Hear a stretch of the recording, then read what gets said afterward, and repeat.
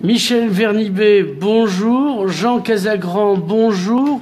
Alors, pour que Michel s'habitue petit à petit au fait d'être filmé, on va demander à Jean de dire, mais Jean Casagrand, qui est Michel Vernibet?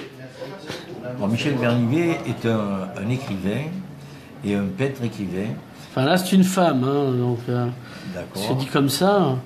Et donc, elle vient de sortir un livre sur Salvador Dali. Voilà. Donc, c'est des nouvelles, c'est 10 nouvelles. Bon, la différence qu'il y a entre elles et beaucoup de personnes qui écrivent sur Dali, c'est qu'elle a réellement rencontré Dali. Oui. Elle l'a croisé tout au long de sa vie. Et donc là, ce sont des nouvelles qui ont été vraiment vécues et qui lèvent un petit peu le voile de ce personnage si emblématique qu'était Salvador Dali et qui contribue à son histoire. Alors, Michel Vernibet, vous l'avez connu, c'est pour ça que de petite. Tout à fait, tout à fait. Je l'ai connu tout au long de ma vie, et enfin jusqu'à la sienne, jusqu'à son Oui, entrée. parce qu'après c'était plus difficile. Voilà, jusqu'à son entrée de la vie publique et sa maladie. Et on ne croise pas Dali forcément sans être impacté par le personnage. Alors, première rencontre avec le maître, racontez-nous. Alors, ma première rencontre, j'étais toute petite, genre 5 ou 6 ans, et ma tante est venue me chercher à la maison pour me dire « Viens, tu vas rencontrer le plus grand peintre du monde ».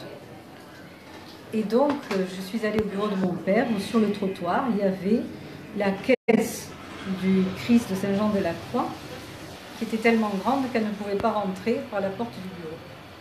J'avais 5 ans et je me souviens, quand on a soulevé le couvercle, le bruit que ça a fait, ben ça m'a vraiment, vraiment impressionnée. Donc pour vous, une caisse est une madeleine, ça, si j'ose dire. Tout à fait, à tel point que souvent j'ai posé la question à cette tante, je lui ai dit, mais j'ai rêvé ou ça s'est vraiment passé comme ça? Et elle m'a dit, non, non, ça s'est vraiment passé comme ça. Alors, ce qui vous a permis de rencontrer Dali, c'est votre père. Alors, que faisait votre père? Eh bien, ma famille était transitaire à la frontière, c'est-à-dire un métier qui a disparu intramuros de l'Europe, et où à l'époque il fallait acquitter des droits de douane et faire de nombreux papiers pour passer la frontière. Donc pour sortir d'Espagne, ou pour y rentrer. Ou pour y rentrer. Donc Dali, enfin pas lui ça passait encore, mais il faisait transiter des tas de choses, notamment bêtement des tableaux. Oui, oui, et avec lui, en général, avec lui qui était présent.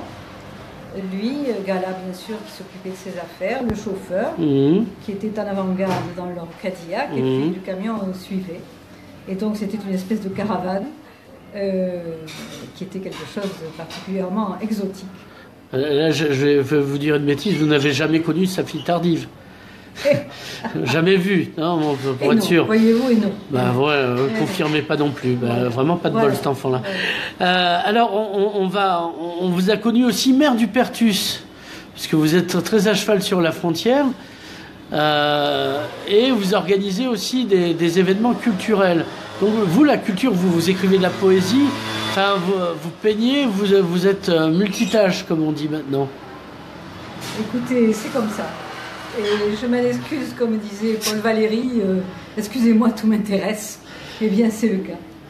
Donc, alors, ces nouvelles, c'est moitié fiction, moitié souvenir. C'est combien de pourcents de gras? C'est comme sur les commentaires. Faites-nous un pourcentage.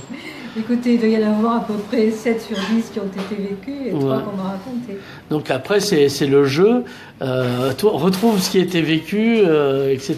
et voir si on a un bon score, si on arrive à deviner. Je pense que ce sera facile, vu que les autres sont dans une période de la jeunesse de Dali.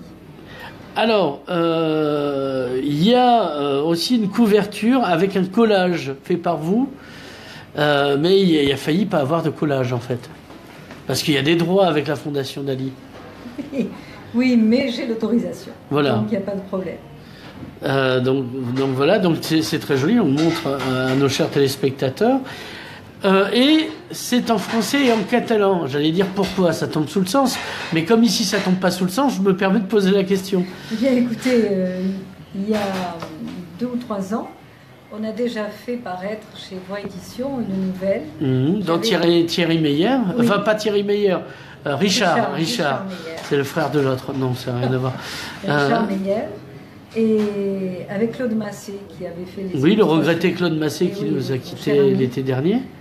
Et donc, pour en revenir à ça, beaucoup de nos amis de l'autre côté de la frontière m'avaient dit « Oh, mais c'est pas en catalan, on aurait aimé le lire en catalan ». Donc, quand j'ai fait celle-ci, j'ai voulu faire les deux versions. Alors, on le trouve dans toutes les bonnes boucheries, mais encore... Écoutez, déjà chez les librairies de Perpignan, oui. Les librairies de Perpignan. Après, à Cadaqués et au musée de Céré. Les librairies de Céré. Parce qu'il y a 300, il y a que 300 exemplaires. Donc il va falloir se lever tôt le matin pour trouver un coin champignon et le livre aussi. Et voilà. Donc voilà. Et alors, est-ce que vous en ferez une présentation de l'autre côté? On veut vous voir à Figueres, puisqu'après tout... Écoutez, je ne sais pas. Non, je dis ça parce qu'il est là. Le propriétaire de l'hôtel Durand, dont il est question. Oui, on mange une très bonne cuisine et pas très chère, cuisine traditionnelle. Donc, je ne sais pas, on verra. Donc, on vous le fera savoir, comme dirait l'expression consacrée. En attendant, donc, présentation chez notre ami Roger Torcatis, ce jeudi à 17h. Voilà. Eh bien, Michel, Jean, on vous remercie et on vous donne rendez-vous chez Roger pour présenter Salvador. Merci beaucoup. Merci à vous.